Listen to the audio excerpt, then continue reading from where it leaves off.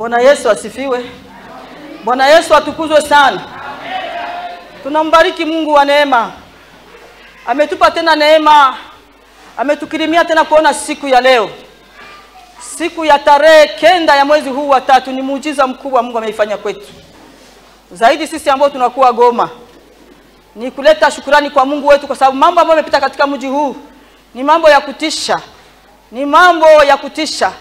Lakini Mungu ametupatia neema sisi tuone siku ya leo, apewe sifa sana. Amen. Kwa majina ninaitwa Feza Valentine. Ninakuwa mke wa mume mmoja na watoto wengi. Tena ninakuwa mtumwa wa mama katika station yetu ya makimbilio. Amen. Na mimi nawaza yale inatosha. Tuenda kufungua Biblia.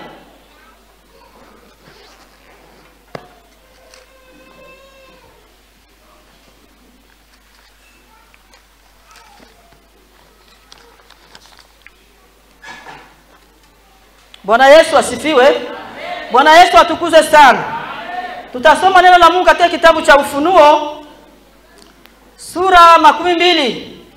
Tutaanza pale kwa mstari wa 11 mpaka 15.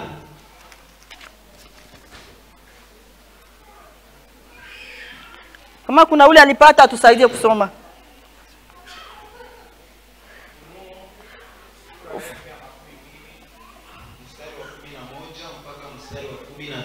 Tusome kwa jina la Yesu. Amen. Nikaona kiti cha ufalme kikubwa cheupe, naye anayeketi juu yake. Dunia na mbingu zikakimbia uso wake, na pahali pao hapa kuonekana.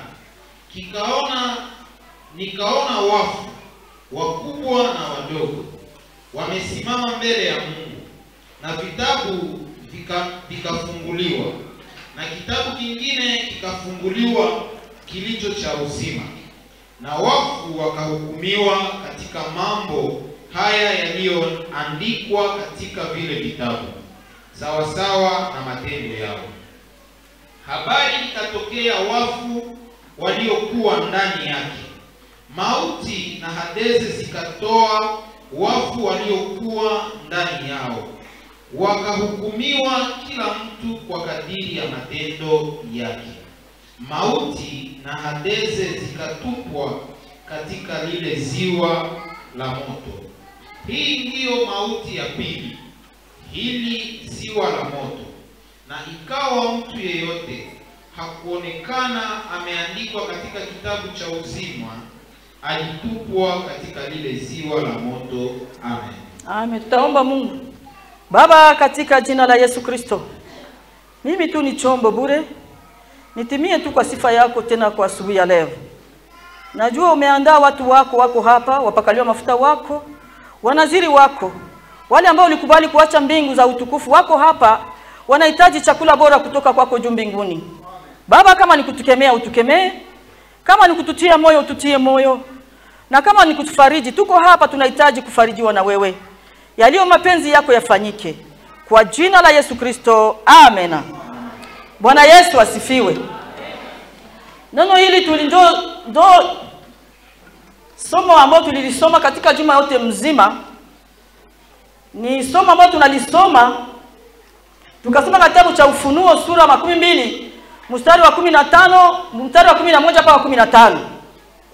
Na tukasema ufunuo ni nini?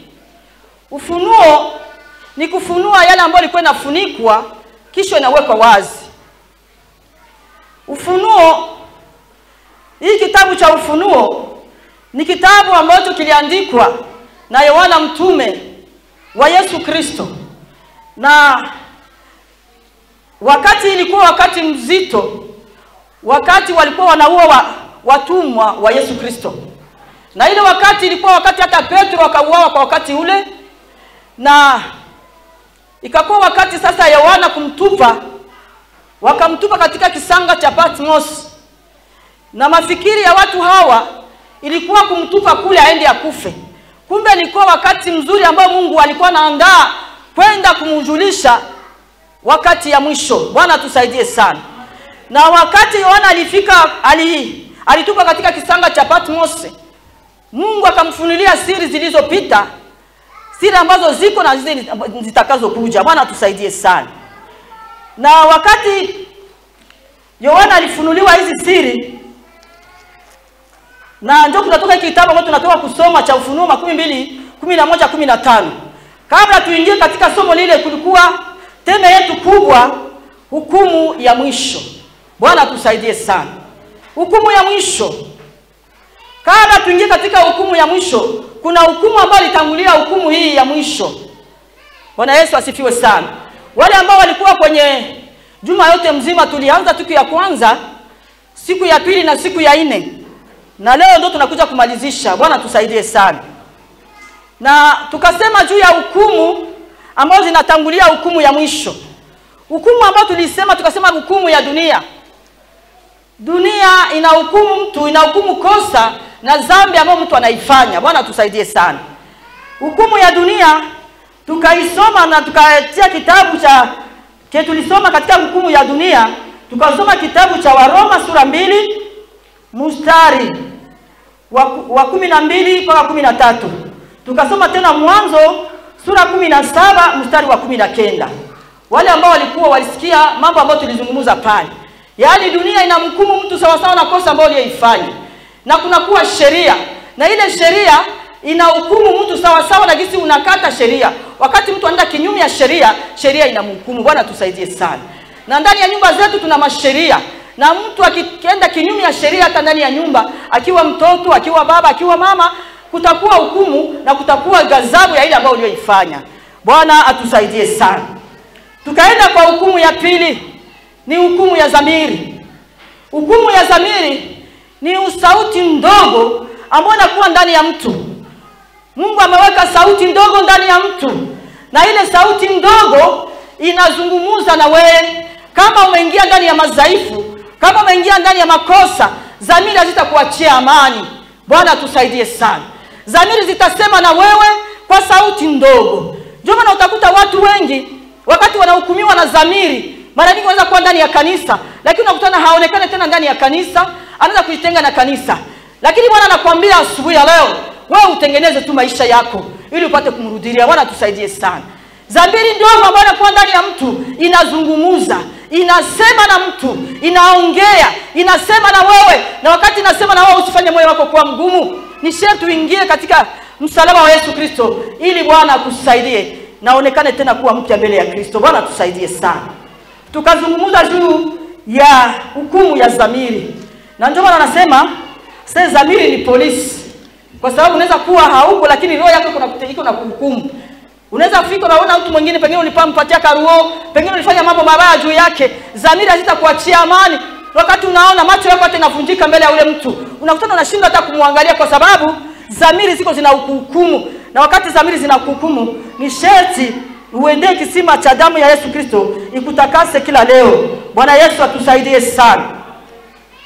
Tukaongea tena juu ya hukumu ya msalaba. Hukumu ya msalaba ni hukumu ambayo inalenga wa Kristo. Bwana atusaidie sana. Kila leo Mkristo anapoingia katika madhaifu, Mkristo anapoingia katika madhaifu anatubu. Hii hukumu ya msalaba inatuleta kwenye toba. Na kila leo tuna hukumu dhambi zetu kwenye msalaba. Na ndio maana hukumu ya mwisho haitakuwa kwa wale ambao waliomwamini Yesu Kristo. Wasiomwamini Yesu Kristo ndio watakutana na ile hukumu ya mwisho ya siku za mwisho. Bwana tusaidie sana. Lakini hukumu ya msalaba ni hukumu ya Wakristo, kwa sababu Mkristo kila leo akiingia katika madhaifu anapiga magoti, anaomba rehema kwa Mungu na anaambia Bwana unisamehe. Wakati uko unaambia Bwana kusamehe kwa kosa na madhaifu ambayo uliingiza, tayari ile dhambi yako unairudisha tena kwenye msalaba, inahukumiwa pale. Wewe unakuwa mtakatifu ndani ya damu ya Yesu Kristo. Bwana tusaidie sana. Ndio hukumu ya msalaba. Tukazungumza pia hukumu ya Roho Mtakatifu. Hukumu ya Roho Mtakatifu ni hukumu ambayo inalenga pia Wakristo, kwa sababu Roho Mtakatifu iko zaidi ya dhamiri safi. Kwa sababu Roho anaweza kufunua mambo ambayo uliyoifanya miaka pengine umesahau, lakini Roho wa Mungu anafunuaka. Ndio unakutana wanabii wanafunua, lakini iko ole sana, kwa sababu wanabii wa leo wako wanafanya vitu ambao vimpendeze Mungu. Watu wanaenda kufanya maunabii zenye hazilingane na kisi Roho Mungu aliwaambia. Bwana tusaidie sana. lakini watu wa Mungu wanaongea, Roho Mtakatifu anaongea na watu wake, na Roho anatosha hata unabii. Anaweza kuambia mambo ambayo uliyoifanya kwa miaka ambayo ulikuwa haufahamu, lakini Roho Bwana anafunua, na wakati Roho Bwana anafunua ile hali yako, wakati anafunua unarudia tena kwenye msalaba, unaambia Bwana kukubali tena, Bwana akutakase. Bwana tusaidie sana. Tukasema pia hukumu ya mataifa. Hukumu ya mataifa inalenga taifa, yaani viongozi ambao wanaongoza, wale ndio wanaleta laana wala wanaleta baraka ndani ya kundi wala nchi ambao wanaiongoza. Bwana tusaidie sana. Na hizi habari, wafalme wanaingiza matatizo. Wakati mnakuwa na mtawala ambaye pengine hajue Mungu, mtawala mwingine ambaye anaingia katika hali ya miungu, anaingiza hata taifa ndani ya shida. Bwana tusaidie sana. Akutana Ahaba, wakati alikuwa mtumishi wa Mungu, lakini Ahaba akaenda mwanamke, na huyu mwanamke Yezebeli akaleta miungu yao na akaingiza ndani ya Israeli, na taifa likapata shida. Kila mara wakati taifa lilikuwa linapata shida, ilikuwa inakutana na watawala wabaya, wanaingiza hata nchi yote na mji wote katika shida. Bwana tusaidie sana. Na ile hukumu ya mataifa inalenga viongozi. Mkakuwa na kiongozi mbaya, utakutana Mungu anapiga tangu taifa linaanza kupigwa tangu mwanzo mpaka chini. Unakutana taifa linaishi mateso kwa sababu ya utawala mbaya ambao umetawala. Bwana tusaidie sana. Tukazungumza tena juu ya hukumu ya Kristo. Hukumu ya Kristo. Hii hukumu ya Kristo. Kristo amechukua dhambi zetu. Kristo amechukua dhambi zetu za jana, zenye ziko na zitafika. Bwana tusaidie sana. Kristo ametukomboa. Kristo amehukumiwa kwa nafasi yetu. Sisi ndio tulikuwa tunangoja hukumu, lakini Kristo yeye alikamata hukumu yetu. Alikamata laana yetu, alikamata mikoshi yetu, alikamata yale yote ambayo alikuwa anatuhukumu usiku na mchana. Yesu akigongomea pale kwenye msalaba. Sisi hatuhukumiwi tena. Kristo amehukumiwa kwa nafasi yetu. Wale ambao walimkubali Kristo kuwa Bwana na Mwokozi wa maisha yao hawahukumiwi tena, kwa sababu dhambi zao Yesu amezikamata, na amezikamata, amezichukua pale kwenye msalaba. Kristo tayari amehukumiwa kwa nafasi yetu. Ndio maana wewe ambao unakuwa ndani ya kanisa, pengine umekawia ndani ya kanisa, wokovu ni kitu kingine. Kama umeokolewa, ni sharti Kristo amekamata dhambi zako. Yesu, hakuna tena hukumu kwa watu ambao wameokolewa. Tayari Yesu amechukua dhambi zao pale kwenye msalaba, na Yesu amehukumiwa zile dhambi ambazo zilikuwa zinatuhukumu, zilikuwa zinashtaki usiku na mchana. Kwa Wakristo tayari Yesu amezikamata na amezichukua. Bwana wetu atusaidie sana. Hii ndio somo ambalo tulizungumza juma yote mzima. Na kwa leo nataka kuzungumza, kabla tuingie katika hukumu ya mwisho, kuna mambo ambayo yalitokea kabla hatujaingia katika hukumu ya mwisho. Bwana tusaidie sana. Ukasoma hili kitabu cha Ufunuo tu, Ufunuo sura 19, ukaanza pale kwa mstari wa 7, utakutana kuna mambo ambayo yalitangulia hii hukumu.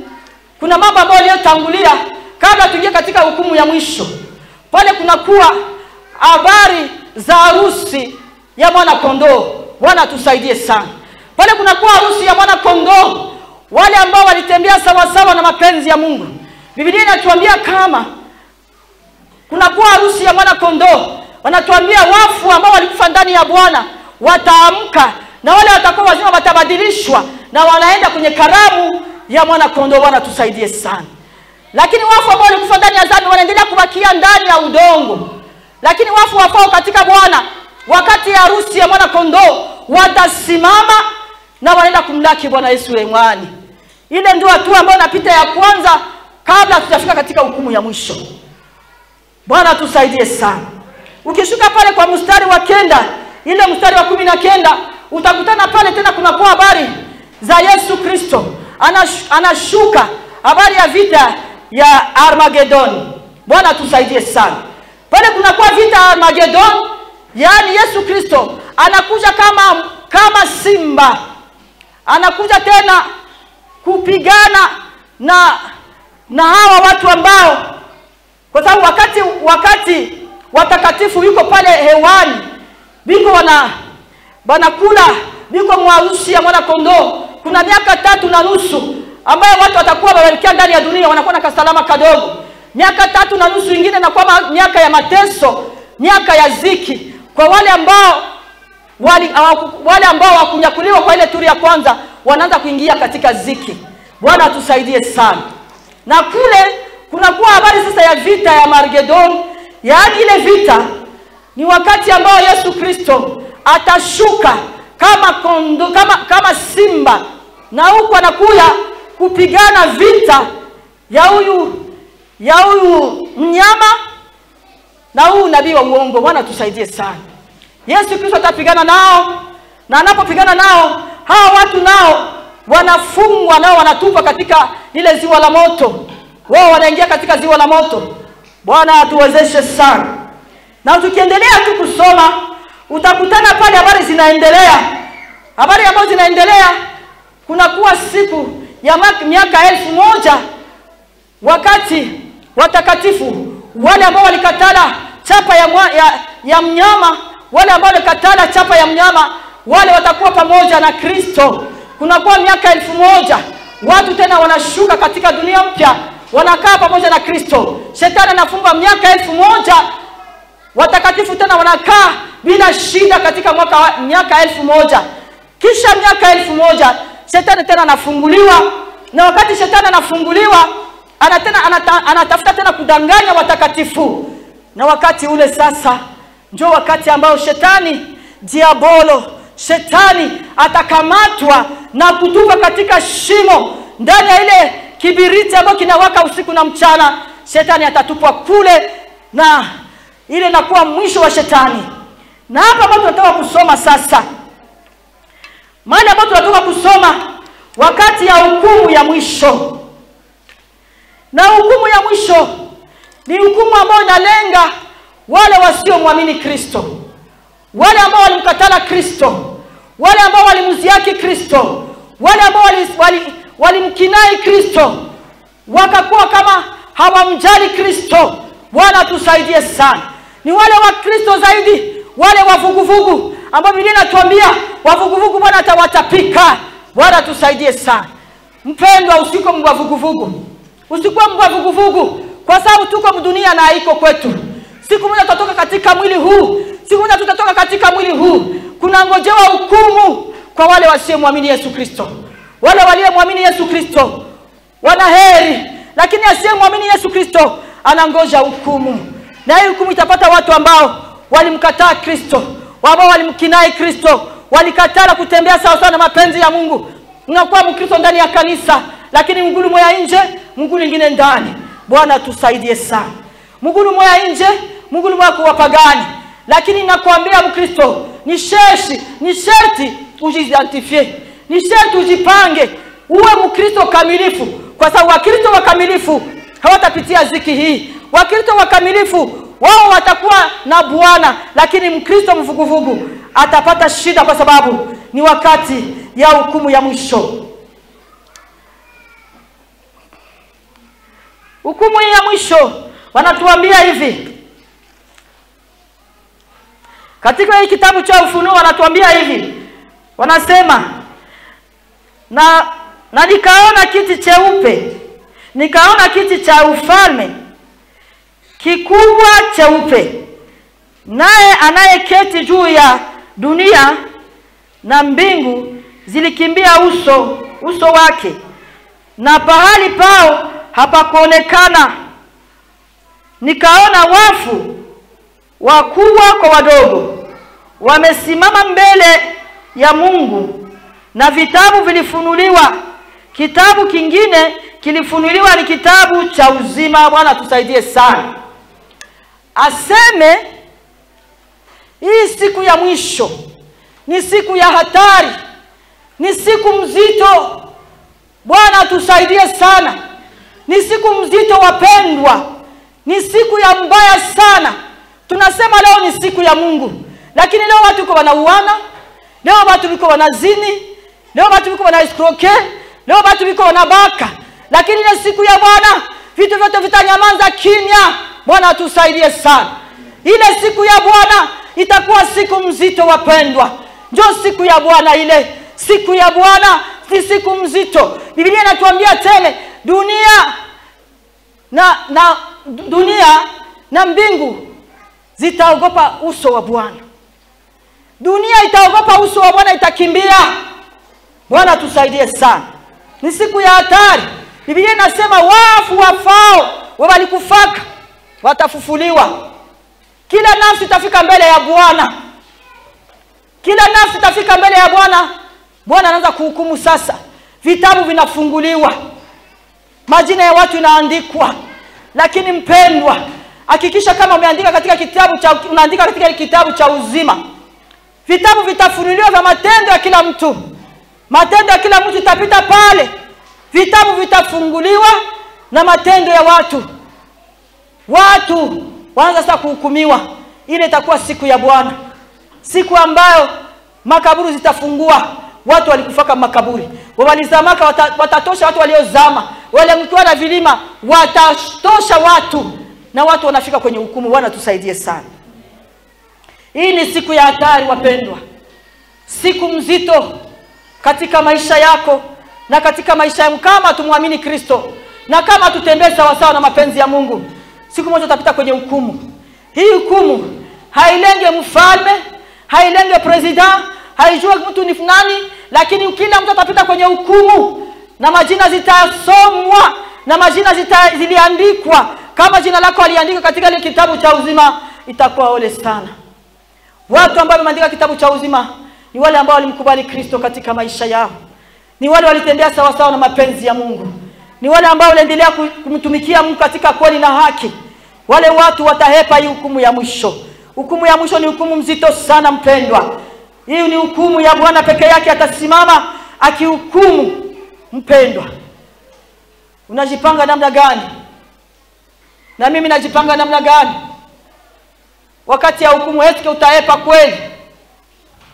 Mbona maisha yako ni maisha ya uvuguvugu?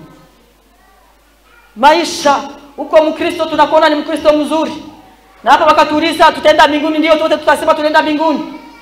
Lakini dhamiri zako zinasema nini? Uko Mkristo kwa sababu tu wanakuona. Lakini wakati unatoka nje ya kanisa unafanya zaidi ya mpagani. Bwana tusaidie sana. Bwana tuonekanie sana. Mkristo mvuguvugu hata ingia. Wale watakatifu ambao waliosha mavazi yao ndani ya kisima cha damu ya mwana kondoo, wale ndio wataingia. Wale ndio watahepa hukumu ya mwisho. Mpendwa, neema ingali na kutafuta na mimi iko na nitafuta. Maisha yako na maisha yangu unatembea namna gani? Mbona dunia ilishakuhukumu? Na mara nyingi tunasema unaingia ndani ya maproblem, kumbe wewe unajiletea maproblem. Utaita Mungu au nisaidie? Mungu asikusaidia kama wewe uko ndani ya maproblem. Unaitaka Mungu kama wewe uko mwenye problem, ndio Mungu atakusaidia. Lakini unakutana na Wakristo wengi, yeye pekee anajingizia problem na anaanza kuita Mungu atanisaidia. Mungu wangu atawapiga. Hapana. Mungu anatembea na wenye haki. Bwana tusaidie sana. Mbona dhamiri yako inasema na wewe kila leo maisha ambayo uko unaipitia, maisha ya mishorochoro, wanakutuma uende uza kitu fulani. Wewe mtoto tayari unaiba. Unasema na mimi natosha kidogo hapa. Jua Mungu yuko anakuona. Hukumu itapita kwa watu wote. Haijalishi mtoto, haijalishi mkubwa, haijalishi mzee, haijalishi mama wala mdogo, lakini nakwambia hukumu iko na inangojwa kwa wale wasiomwamini Yesu Kristo. Kuamini Yesu Kristo haiko kukaa ndani ya kanisa. Watu wengi wanawaza kama kukaa ndani ya kanisa miaka mingi ndio kuamini Yesu Kristo. Bwana tusaidie sana. Unaweza kukawia ndani ya kanisa miaka, kumbe ya Mungu akujue na kumbe Kristo akujue. Kumwamini Yesu Kristo ni kujipatanisha pamoja na yeye. Kumwamini Yesu Kristo ni kumkubali kwanza kuwa Bwana na Mwokozi wa maisha yako. Na cha kwanza ni kujiangalia kama uko mwenye dhambi na kuna Kristo ambaye alikufa kwa nafasi yako. Tayari umeokolewa. Bwana tusaidie sana. Kuna kwa swali moja ambao watu wanajiulizana, sasa mimi nimezaliwa ndani ya jamaa ya Wakristo. Nimekomaa, niko mwokodime. Nashuka naanza imba tamu kwaya ya watoto. Napanda naingia mkwaya ya katikati. Na kuwa mama pengine naanza kuimba mkwaya wa mama. Na mimi naingia ibada ya wa mama na mimi nafanya kazi. Bwana tusaidie sana. Mimi niko tu Mkristo. Amen wapendwa. Sio ndio Ukristo ile Bwana anatuambia. Mkristo unaweza kuwa na Mungu wa jamaa. Sababu tunafundisha watoto wetu. Tunaambia watoto, tunafundisha jioni, tunaomba Mungu, tunawafundisha neno la Mungu, tunaongoza katika kanisa, tunaambia moja mwekodime ni mzuri haiko mbaya. Lakini kuna wakati Mungu anajitafutiaka nafasi ndani ya mtu. Bwana tusaidie sana. Kuna circumstance fulani inaweza kufika katika maisha yako. Mungu anakukata na Mungu wa jamaa. Anakufanya Mungu anakuwa wako. Bwana tusaidie sana. Ndio maana kila mtu anajua kwenye alikutanaka na Kristo. Kila mtu anajua nafasi alikutanaka na Kristo. Pengine alikutanaka na Kristo kwa magonjwa, pengine alikutanaka na Kristo kwa njia ya maisha yakakuwa magumu, pengine ulikutana na Kristo kwa shida fulani ilikukumba na Kristo akakutana na wewe. Kila mtu anajua kwenye alikutana na Kristo. Bwana atusaidie sana. Kutanana na Kristo ni kumpatia maisha yeye pekee aitawale. Kama Kristo akitawala maisha yako, utakuwa mwenye heri. Lakini wakati ungali unajiongoza peke yako, uko Mkristo lakini uko unakunya pombe, uko Mkristo lakini uko msharati, uko Mkristo lakini uko na irizi, uko Mkristo lakini uko na vitu mbalimbali, uko na miungu, pale hauko Mkristo, uko mvuguvugu na Bwana atakutapika. Bwana tusaidie sana. Hepa hukumu ya mwisho, umwamini Yesu Kristo kuwa Bwana na Mwokozi wa maisha yako. Haijalishi miaka mbona kawia ndani ya kanisa, haijalishi uko mtoto wa pastor, haijalishi uko mtoto wa mama kiongozi, haijalishi uko mtoto wa fulani ndani ya kanisa, lakini nataka kuambia asubuhi ya leo, Bwana nataka ili uwepe hukumu ya mwisho ni sisi tumwamini Yesu Kristo. Waliomwamini Yesu Kristo wana uzima wa milele. Asiyemwamini Yesu Kristo ana mauti ya milele. Jua kama tutatoka katika hii mwili, na katika hii mwili siku moja Bwana atafika kwenye hukumu. Na wakati tutafika kwenye hukumu, Bwana atakuuliza na mimi ataniuliza, nilikutuma dunia nikakupatia miaka 12, nikapeana miaka 13. Watu wanafurahia kukawia ndani ya dunia, ni mzuri haiko mbaya. Kadiri unakawia ndani ya dunia na ndio vile hukumu yako inaendelea. Lakini ukimkubali Yesu Kristo, hata ukiwa na miaka 12, Bwana atakuchukua. Bwana atakuchukua. Kama ulimkubali Kristo, una uzima wa milele. Hata unaweza kuwa na miaka 100, kama ukimkubali Yesu Kristo, una mauti ya milele. Kristo angali anakuita kwenye msalaba, iko nakuita na mimi iko naniita. Njoni tuzemezane. Hata dhambi zako zikuwa nyekundu kama damu, yeye atazifanya meupe kama theluji. Mpendwa uko pale. Hepa hukumu ya mwisho. Hukumu ya mwisho ni kwa wale wasiomwamini Yesu Kristo. Lakini waliomwamini Yesu Kristo hawahukumiwi tena, kwa sababu Kristo tayari amekamata hukumu yao kwenye msalaba. Lakini wale ambao wamwamini Yesu Kristo, unatembea kisu unataka. Bwana anakuita asubuhi ya leo. Ni sharti utengeneze maisha yako. Tengeneza maisha yako ili upate uwepo hukumu ya mwisho. Watu ambao hawamwamini Yesu Kristo wanangoja hukumu ya mwisho. Lakini aliyemwamini Yesu Kristo hana hukumu ya mwisho. Bwana tusaidie sana. Tukiendelea kusoma pale kwa Ufunuo 21. Tukianza pale kwa mstari wa 3, tusomee pale papa.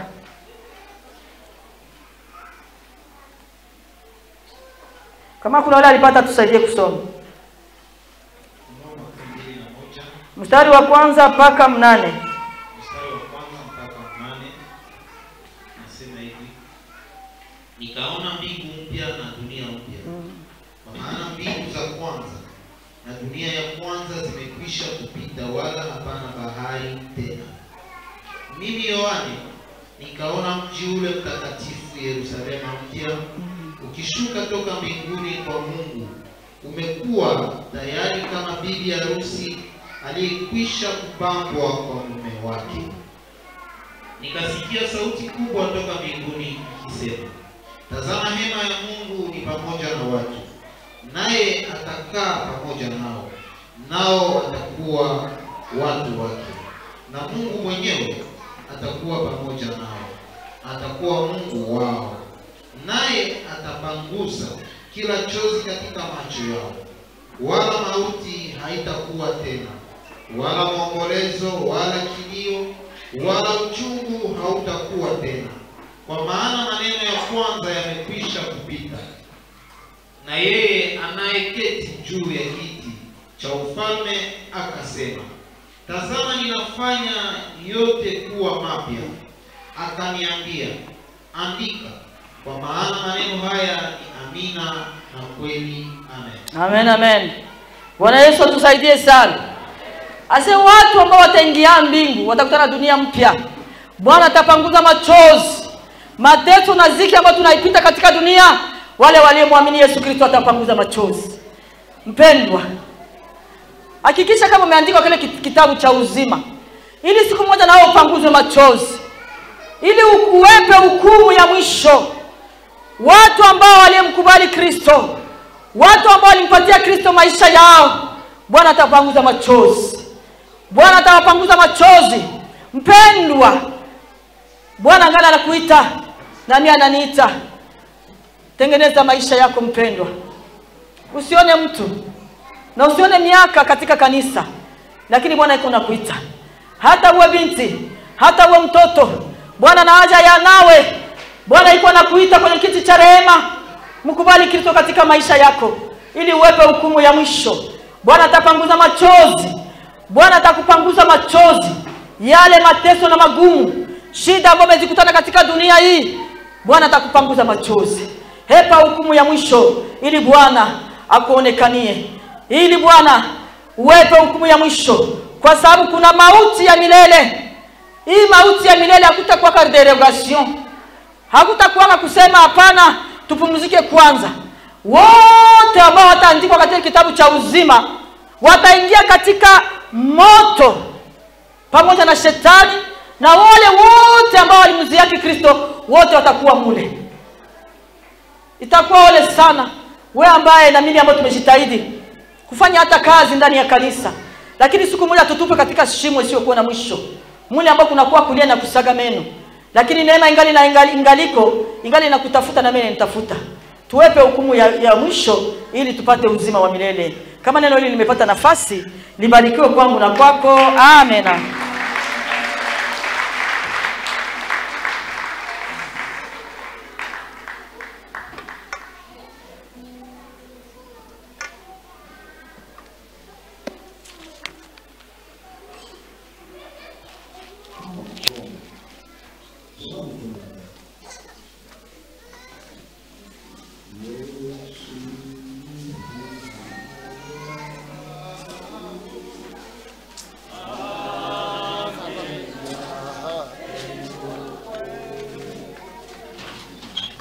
Wende bakia na mama.